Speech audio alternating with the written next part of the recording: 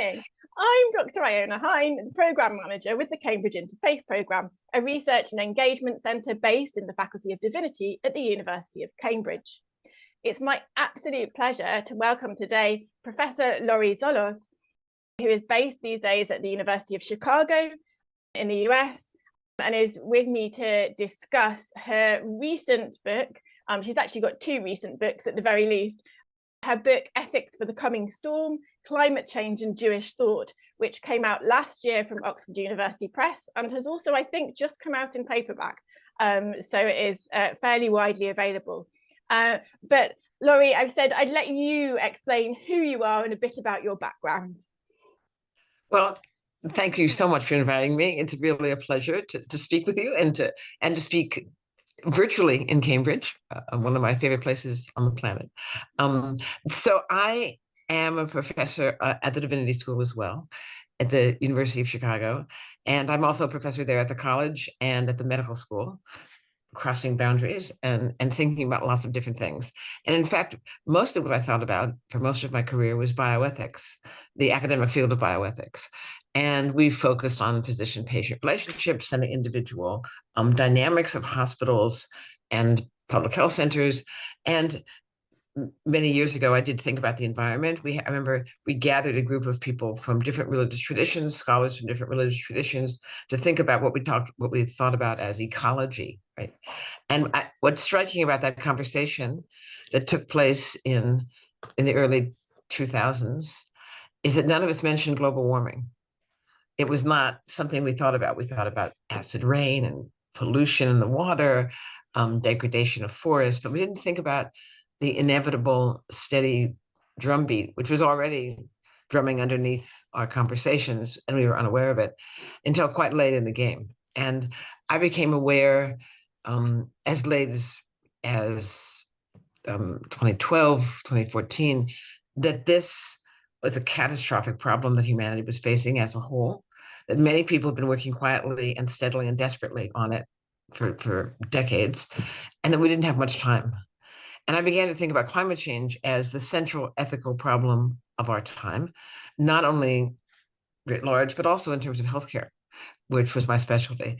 I began to understand that the dynamics that we were seeing in the hospitals, increasing displacement of human populations, increasing poverty and unemployment of these populations, sick children, and increasing risk of asthma, all of these things had a hook back into our air and into our water and into our land, which was being constantly degraded, but also heat's rising.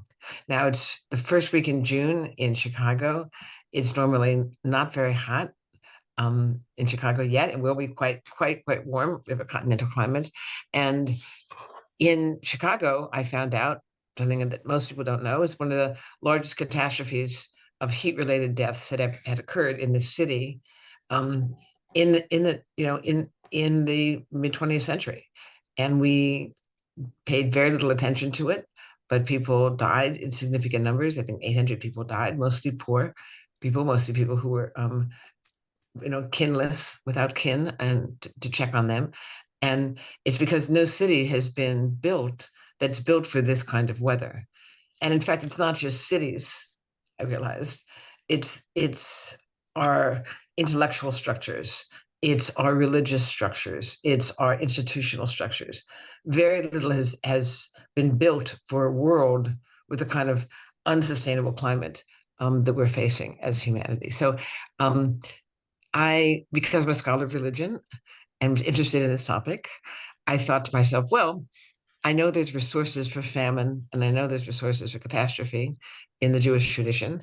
And I began to explore in what ways do we have resources in religion to address this kind of global degradation. And I found that in many religious traditions, not just my own, this apocalyptic vision has been anticipated. Terrible floods, terrible threatening environments. And in fact, the fulcrum of Jewish life itself within the Sinaitic commandments is this kind of threat. If you are cruel to your fellow person, to the fellow people you share the planet with, I will make the sky iron.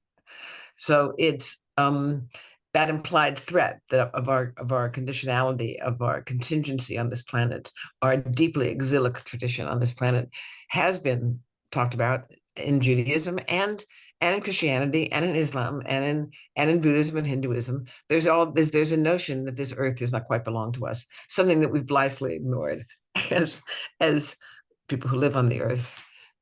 So this tension between human use, human needs, human health, and the world in which that all takes place has been a long-standing conversation. So I decided I would join it, and that led to the book, The Ethics of the Coming Storm. So there are several things that I'd like to pick up in what you have said. So I'm going to start with the subtitle of your book. So the subtitle of your book is Climate Change and Jewish Thought.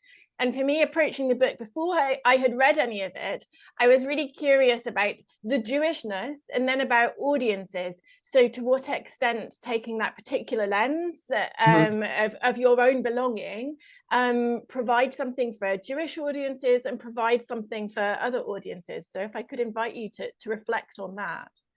Okay, so the way I have an argument and I have a method. So the argument is that good ideas come from different places.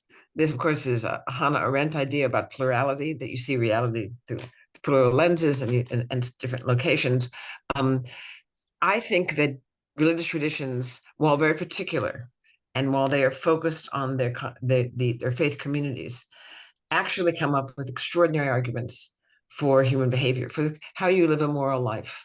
The question of how you live a moral life and how you raise children to become decent moral human beings, decent moral actors, is done over and over again in different religious traditions. And there's good arguments, and that the arguments, while religious, have a place in the secular public square.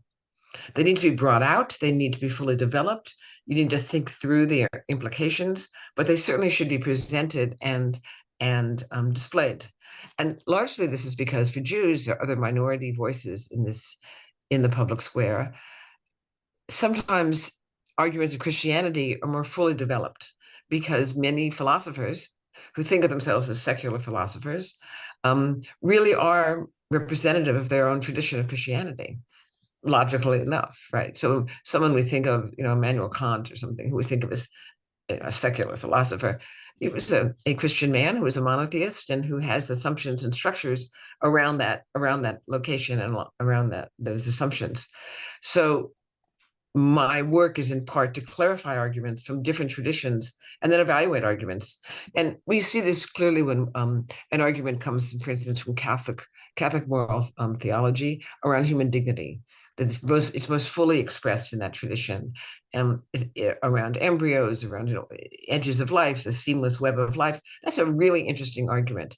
It's not the argument from my tradition. My tradition argues against it in many instances, around reproductive health, for instance. But it's an argument that's worth considering and we have to take seriously, right? Abolitionist arguments against slavery were that kind of arguments. They came from a deeply religious place into the secular world, the political world, and we have to take them seriously. And we did take them seriously, and sometimes they win the day. So that's one aspect of my work. The other aspect of my work is a method, and it is, of course, heir to a long-standing Jewish tradition of how you study text, which is to look at a problem and then try to imagine what's its precedent. It's a kind of casuistry, kind of what else? How have we seen this before? How do we know this before? How do we as Jews look at this sort of problem before? And then go back to text and say, has anyone thought about a problem like this before? And then we read widely in the rabbinic corpus, mostly the Talmud Bavli. I use the Babylonian Talmud as a source text, and I'll often just consider what sorts of problems were the rabbinic authorities thinking about. Is it like the problems that we have? And sort of search among these stories and discussions for relevant passages. And I look biblically, I look in terms of Hebrew scripture, and especially I'm interested in places in Hebrew scripture that have been heavily mined for use in moral theology. and then look again at what the rabbis are saying about these biblical passages. It might be actually curious. It might be dissonant. I mean, there might be individual voices, minority voices. And so play with the text as a source of delight and inquiry. And I do that. And then I also draw from postmodern Jewish philosophy. I'm quite interested in the work of Emmanuel Levinas, for instance, in Hannah Arendt, in a philosopher called Margaret Sussman, who is very little known, but was contemporary with Levinas and with Buber and Arendt in that same milieu, and who wrote interestingly about the problem of catastrophe. So I use all those people and bring them into a rhetorical room, so to speak, as if we're all sitting at the same table, which is how the Talmud is written. People talk across multiple generations and geographical locations. I try to do the same thing. Come into my room, climate scientists, and come into my room, rabbinic scholars, and come into my room, philosophers, and let's have a conversation about this problem. So that's how I build the stories, the narratives that are in the text. So one of the things that you also have alluded to is that this is a book that has been in the works for some period of time. And for someone who picks up the book to read it, that's going to become immediately clear, because you find yourself, you had your complete manuscript and then are looking back at it at some very particular moments in history. So in the midst of the COVID pandemic, and that's causing some reflection. But yeah, I'm interested in that experience of writing a book over time and how it developed for you as you were working through the material. Well, a fascinating part of writing a book, because it takes a long time to write any book and get it through publication and convince people to like your work and publish it. Then they have critique and they go back and forth and back and forth. People don't. I don't know how. Sometimes you hear someone who's writes a book and then it's out in the trade in months or something. But for academic books, it takes a long time. And I began writing this book in 2014. So some of my earliest thoughts were 2014, when I was first realizing what we were facing. And one of the chapters is drawn from a speech I gave to the American Academy of Religion, right? In because 2014. you were president in 2014 in right. San Diego, and you really gave a challenging speech. I'm so right. interested to hear about that and what response you got. So please, sorry, I interrupted you, but okay, no, but that's good, because in about 2012, 2013, when I began to realize the full catastrophe that climate change was, and the enormous ethical problem it was, and that we didn't have any solutions for it, I decided to choose a theme for the American Academy of Religion meeting, which is the largest meeting of scholars of religion in the world. It's 10,000 people all convening at once, burning carbon as we go. And I said, let's spend a year thinking about climate change, about global warming and climate change, and in all the ways you can do it. And I submitted, and the request for proposals was, let's bring our best capacities and all of our different methods and all of our different disciplines into one place where we think together about climate change. And people responded, and the whole conference that year was lots and lots of wonderful papers. And we brought scholars from all different places, and invited Jimmy Carter, who is the first American president to put solar panels on the roof of the White House, and the first American president to actually do anything about climate, to notice that there was a problem, and begin to set up the structures in American public life for attention to climate change. And we brought people from the UN Commission who had just won the Nobel Prize, and they came and spoke about their work.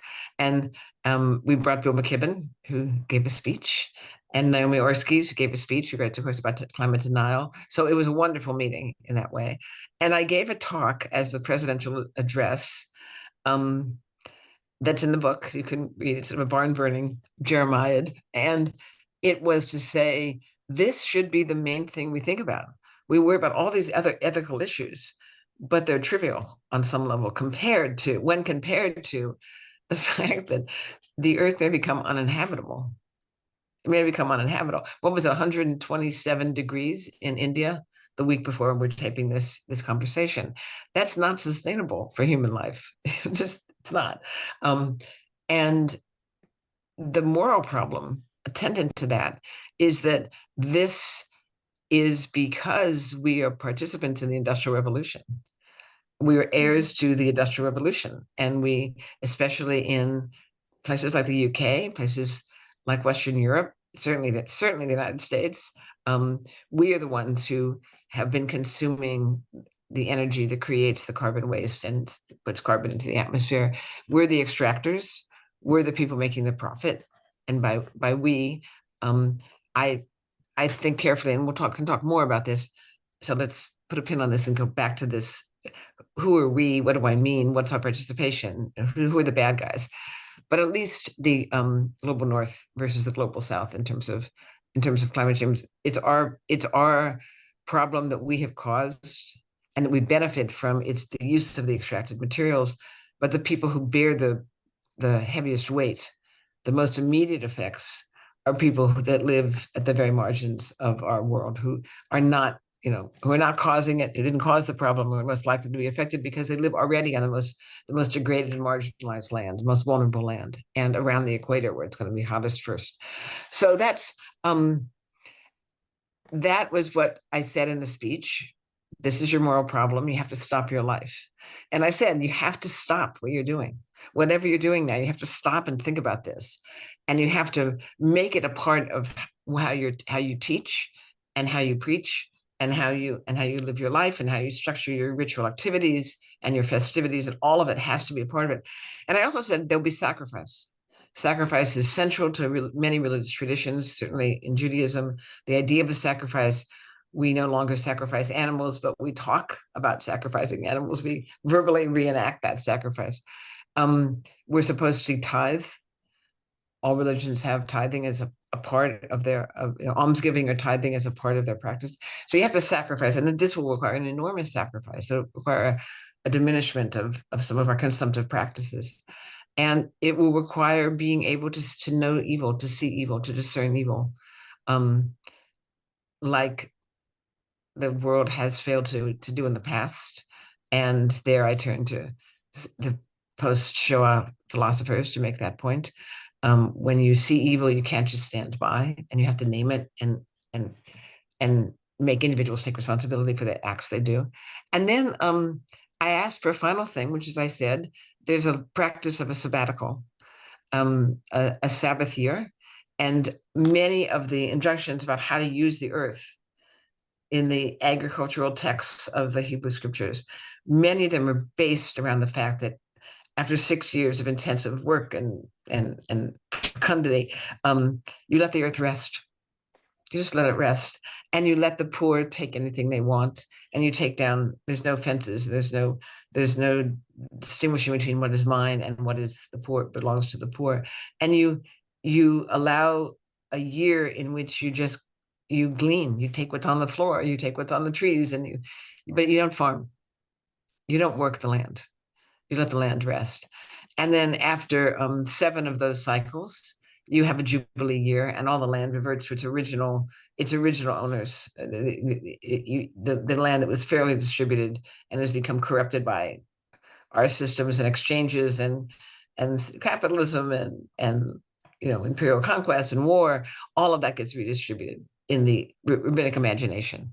And I said these are practices that we could do ourselves, and I suggested that every 7 years we not have these big conferences. And we stay in our own universities and our own communities, and we give our papers, which we so like to give, and our books, which is to the people that actually work there, to the janitors, to the gardeners, to the cleanup crew, to the cooks, because they may want to hear us professors pontificate too, and to one another, right?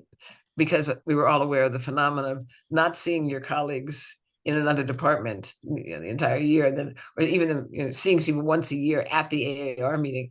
And so we thought, and I said the AAR meeting, the American Academy of Religion meeting, and big conferences like this are incredibly wasteful. And I pointed that the idea of flying around to go to conferences all the time and give talks and stuff is a wasteful practice. And while it's our work, we could stop it every 7 years and not do it. And so, of course, the deep irony was people thought that was ridiculous. We can't possibly not meet. We can't possibly do this. It's just too hard. We need the money. We need jobs. Got to jobs. And suddenly I found scholars of religion making the exact same argument that like businessmen would make about their businesses. Like, it was just astonishing. And life intervened. But then, oddly enough, 7 years later, in 2020, in 2021, quite literally 6 and 7 years later, we couldn't meet because of COVID, because the forces that create a warming world, the very same forces that create a warming world, create a world that is incredibly vulnerable to a pandemic that spreads around the world with lightning speed and makes it impossible to gather. And so suddenly people found out, oh, yeah, there's something to this. If you continue this rapacious, consumptive way of being in the world, there's implications for what it looks like. And guess what? We can't stop. Turns out we can stop. And thus we had 2 Zoom conferences. And our world has been changed.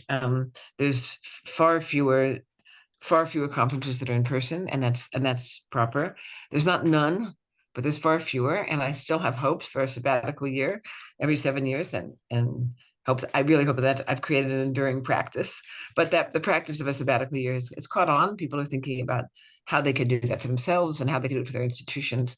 And in every little institution, you have power. And I told my colleagues, I said, you may think that you're just a professor or just a member of a church community or a synagogue community, but in that community, and you may think, what can I do for the government, or what can I do for mass policy? And maybe you can't. You can vote, of course, and you can go to the streets, or you can vote, but you do have a lot of power in some institutions. Whether it be as tiny as your kid's soccer team and what you bring for snacks, all those things, those institutions, there's bottled water or not, whether they're powerless, but they're really not. And that kind of bottom up change, I hope to inspire by my work, and I hope to remind people that they have tremendous power to make choices. So that agency needs to take place around this as well. And we've been successful. We don't have smoking. The American Academy of Religion used to be a place where everybody smoked cigarettes and there was a blue haze everywhere. And we don't do that anymore, because we decided. Yeah, that's a great example of where change was absolutely possible once people made their minds up. And what you've said also resonates in terms of conversations we've been having in Cambridge about waking people up to their decision-making power, because it's really easy to sort of feel like you don't have power, but actually Correct. The structures are disempowering, and we need to think about, actually we do have power in spaces, and how do we and to what extent can religion, as something certainly in British society can be a bit of a taboo thing in the public space, how can we actually potentially harness that as something that can make the difference to people waking up to their decision-making power and thinking about values-led decision-making, rather than letting the currents of business and big industry and etc. be decisive. Right. And I think in some sense, it's the last source. I make this point in the book. I say there used to be lots of theories of justice. There used to be robust theories of justice. When I was born into a world in which a fifth of humanity lived in China, and people lived in Sweden, and people lived in China, and people lived in Cuba, and people lived all over the world, and they were communists. And it was their societies were working. There was Eastern Europe, but it turns out it was not working very well there, but it was a system of justice. It was an argument, right? So Marxism was a robust argument. And now it's hard to turn to that now because of the ways that it fell off into fascist manifestations, Stalinism and other fascist manifestations. So we don't have that argument really that we can make it in the public square very, very logically or very often. We used to have the argument of noblesse oblige, Downton Abbey, which Americans, of course, love, right? Oddly enough, this argument that the rich had sort of this noblesse oblige towards the poor, and many of our public institutions, public hospitals, were done using that as a theory of justice. I have much, and I have an obligation to give it to you, but people clearly clearly people in power and position and authority feel that much less. There's much less charitable giving. There's not a sense that I live here and I'm responsible for the village. So I have to take care of it. Carnegie, who became incredibly wealthy and then went off to study in Edinburgh after making a dubious fortune in the United States, came back from his experience of studying the texts in the great texts of of the Scottish Enlightenment, and set up libraries all over the United States. So in every little tiny dusty community in the Midwest or the West, you'll see a Carnegie library. Now, he did put his name on it, but there's libraries. There were libraries everywhere, and that was his money and his gift. But a noblesse oblige is not a system. So we had these other systems that seemed to work. And now the argument for why you have to take care of the poor, why the man on the street in the rags is a human being and is important to you, the only place that's left is in religious traditions. There's no other coherent reason. It makes no sense under capitalism. And because it makes no sense, American cities have vast encampments of people without homes and without kin living on the street. And, people flooding up from badly affected areas in Guatemala and Venezuela because of climate change and because of chaos, pouring into the United States, desperate at the border. And there's no argument for having them come and stay with us as fellow human beings who have dignity and for whom we have to share the world. The only argument for that is within religious traditions, because in capitalism and our current government system, our fractious American democracy, there's not an argument for that because it's expensive and you'd have to sacrifice, and people could take your job. And all of the reasons against welcoming the poor and welcoming the immigrant are very robust in secular societies, whose goal it is to maximize profit. It's not, which isn't a terrible goal, but it's just a goal that doesn't take into consideration anything about the poor or really anything about the planet. So the places to find those arguments is in religious texts, and they're there very clearly, making the last stand. So a while back you put a kind of pin in the question of who we are, and I know you've kind of begun to touch on it again there. And actually, when I was preparing to talk to you, I was reflecting on the fact that one of the audiences we're aware of to listen to this conversation are the various people who will be coming to Cambridge in less than a month's time now, coming to take part in our summer school, which is looking at religion and climate futures. It's something we're working on together with researchers from the London School of Economics, who have been running a programme for the past 3 years or so around sort of global society, plurality, etc.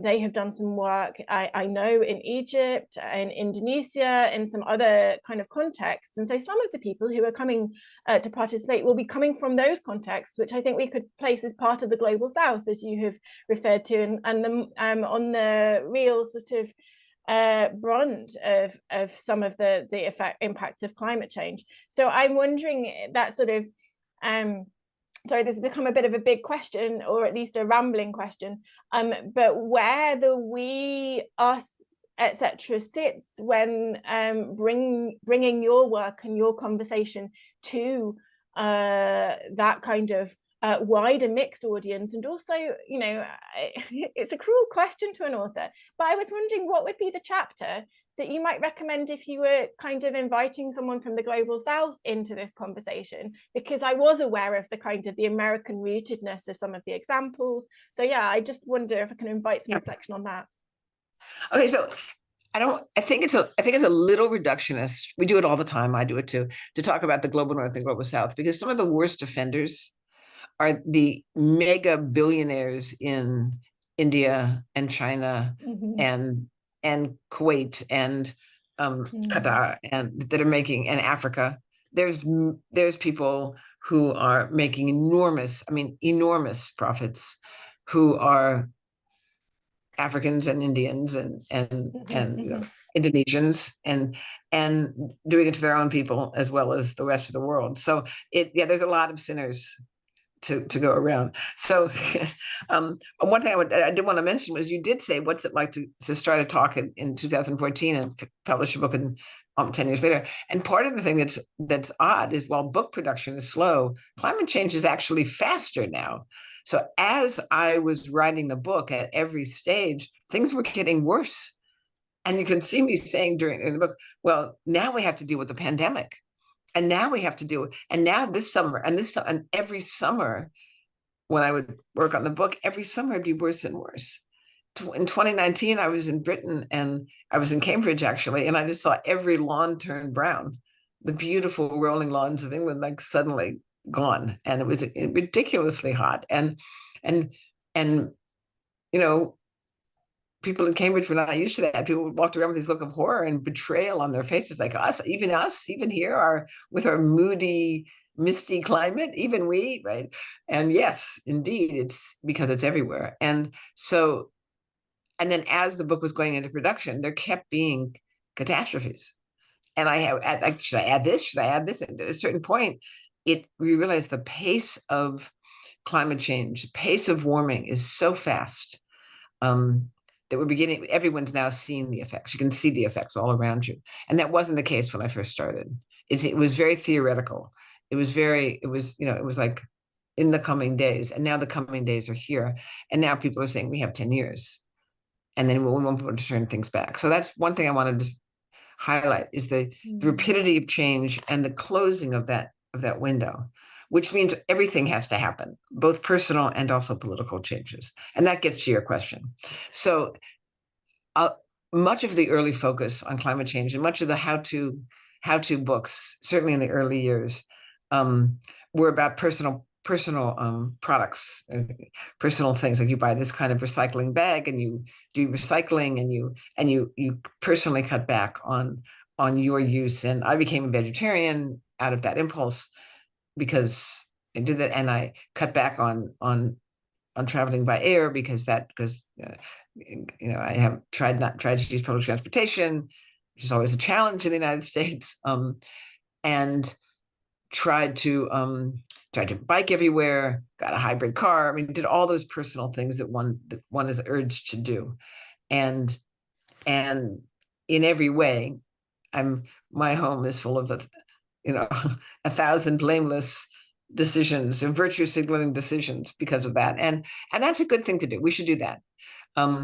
We should do that because you want to feel like you're participating as a moral actor, and it's part of your moral formation.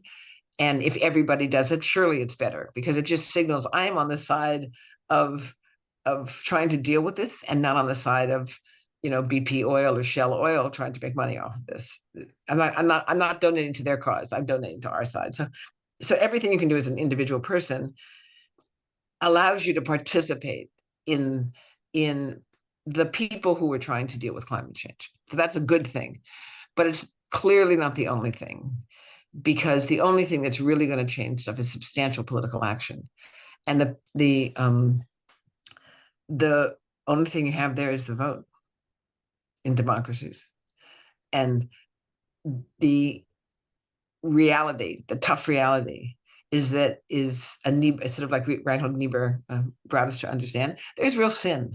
And sin is not absent in the Jewish tradition, but it's seen more as error. Like, oh, you can err. But in the Christian tradition, there's a robust analysis of sin, especially in Christian realism. And I think about that argument a lot. And in the Talmud, there's a moment in which they say, we no longer know who the bad guys are, who are particular bad guys. So it's hard for us to enact justice. But I know who the bad guys are. And these are the oil companies that made billions and billions and billions, even during the pandemic years, when people reduced their use of carbon dramatically. And you saw the earth immediately begin to heal, and birds sing, and fish re-enter the canals of Venice, right? You saw our capacity to turn things around. And then you saw that collapse again. and carbon use still going up, and billions of dollars are being made, which alerts us to the fact that these companies, extraction companies, it's a business for them. It's just all a business, and it's a way to make money. It's not about providing energy. It's just here's a way to make a ton of money, and let's just make it. Let's just make as much money as we possibly can. And they could stop extracting oil now, today, and two things would be true.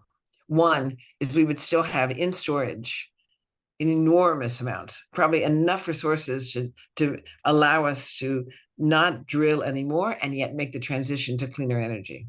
We have that much stored.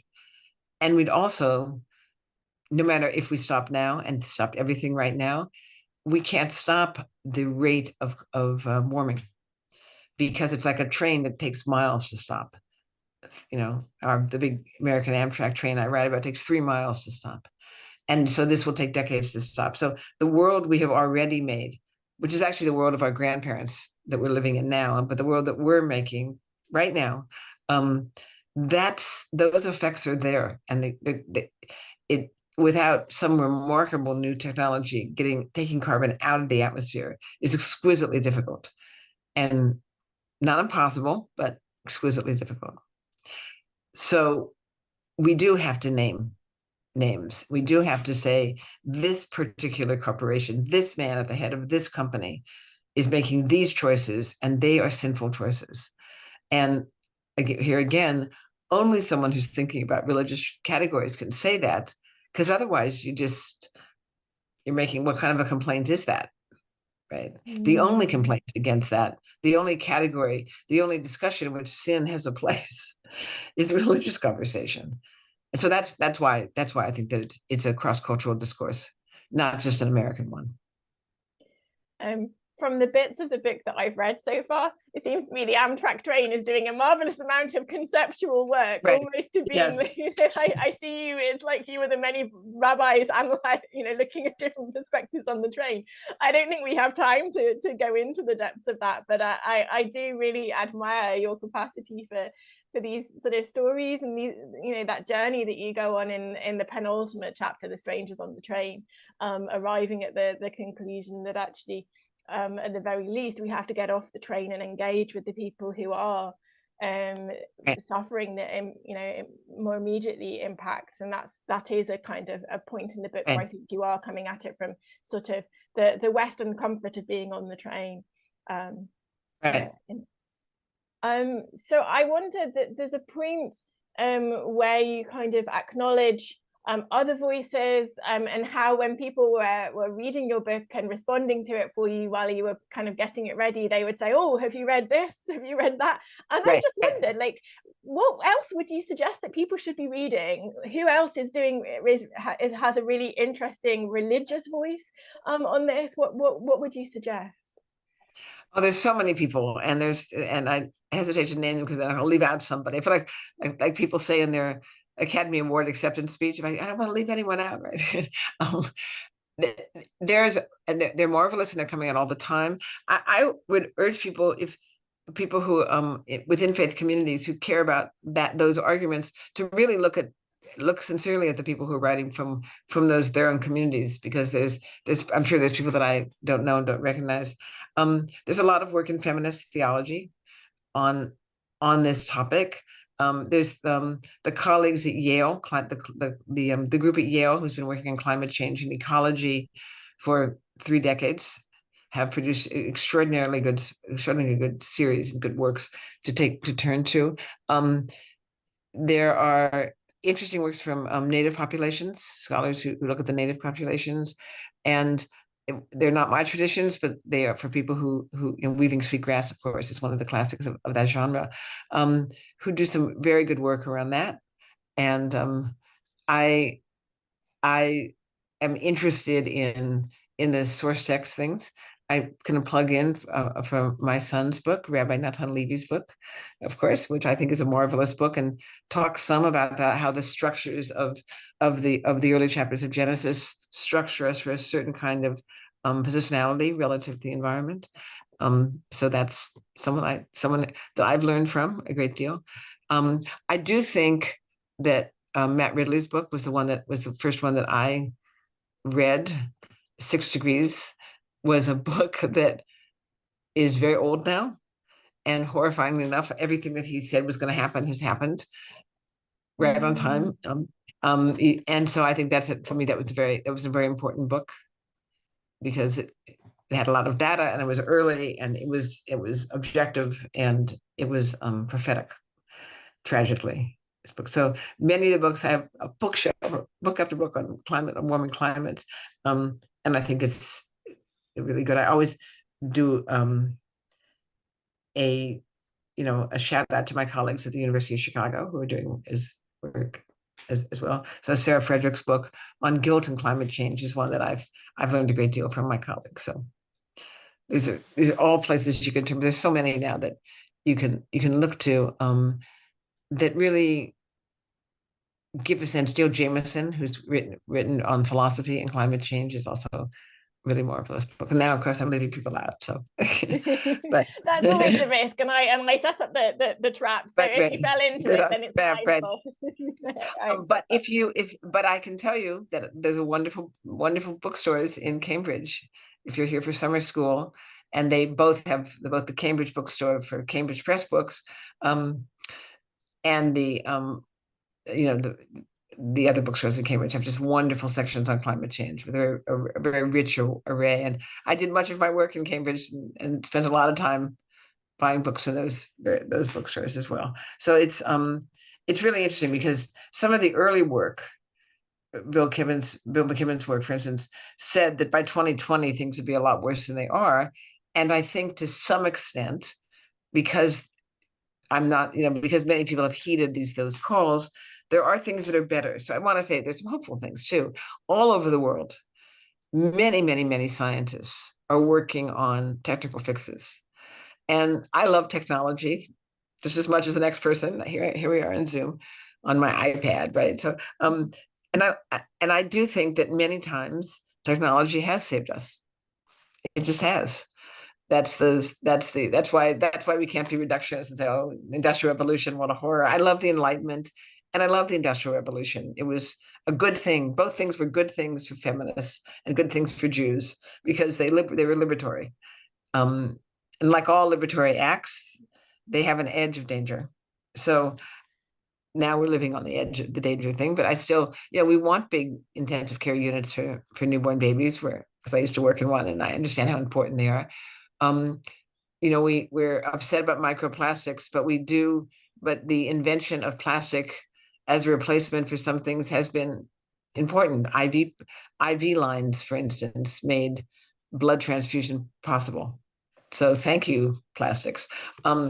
So the capacity of technology to maybe do something about carbon extraction from the atmosphere, or transformation, is possible.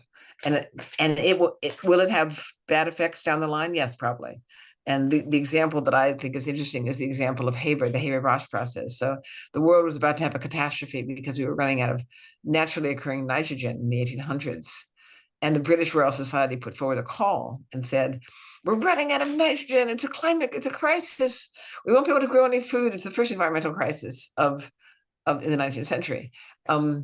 And they put out a call, and clever, I must say, Jewish scientists in Germany, Fritz Haber came up with a way to extract nitrogen from the air by binding it with oxygen and making artificial nitrogen by using a chemical process, synthetic chemistry, to make that process. Now, of course, we have nitrogen blooms, and there's nitrogen, but in fact, nitrogen fertilizer created the capacity for the end of enormous human suffering and end of starvation in many areas of the world, because it created crop yields that were extraordinary. So, and that was a complete technical fix for a problem, a naturally occurring problem. So it is possible, and I am optimistic, and I keep reading of small little projects, sea urchins or something, and then I think, okay, maybe this could work, and maybe one of them will. But I do think, even if we figure out a way, technologically fix a way out of this terrible, terrible situation, the ethical issue will still be true. How much do you consume? How much of the world can I eat and consume and take and own? And that's, again, a problem of faith, a problem of religion. It's idolatry in the worst sense, because it's not only mistaking who God is, it's mistaking who you are, right? And thinking you actually own the world, and it is yours to own and to have. And that's one of those classic errors that one is warned against in Hebrew scripture and in the New Testament. Don't think it's yours. It's not yours. This is God's world. So it's not Eden. It's a place with thorns. It's going to be hard to live in. It's going to be agonal. Human life will be agonal. But it's not about possession. So I do think there's an extraordinary and deep wisdom in our texts. And it's there. We have to look for it, but it's there. So a long answer to your question. Thank you so much. It's been really fascinating talking to you. And I have that sense that we could go on for another 2 hours very easily, but I won't let us do that. Yeah. But I will encourage people to engage with your book. I think that we have only touched in the lightest of ways on the topic and the depth that you bring to it with your kind of various Jewish interlocutors through the ages, and indeed also some interreligious interlocutors. Especially, I know that you have a chapter where you get into the sort of scriptural reasoning and looking I do religious texts too. Yes, of course I could not. Of course I would do a scripture reasoning chapter on the issue of the well and water. So the issue on women and water is really, for me, one of my favorite chapters in the book. And it is, of course, based in scriptural reasoning in the work we've done at CIP. So. Well, thank you so much, Laurie. It has been wonderful speaking with you today. And I hope that those who listen into this conversation get as much from it as I have. And especially such a rich potential reading list. So that's been fantastic. And thank you to CIP that for decades and decades has supported our inquiries and our in our work and our deeply important work. It's transformed my work entirely, allowed this kind of conversation to continue across religious traditions, allowed me to more deeply understand my own tradition, and to participate as friend and neighbor in the traditions of others. And it's invaluable work. And I look forward to many, many more years of successful work with CIP. So thank you.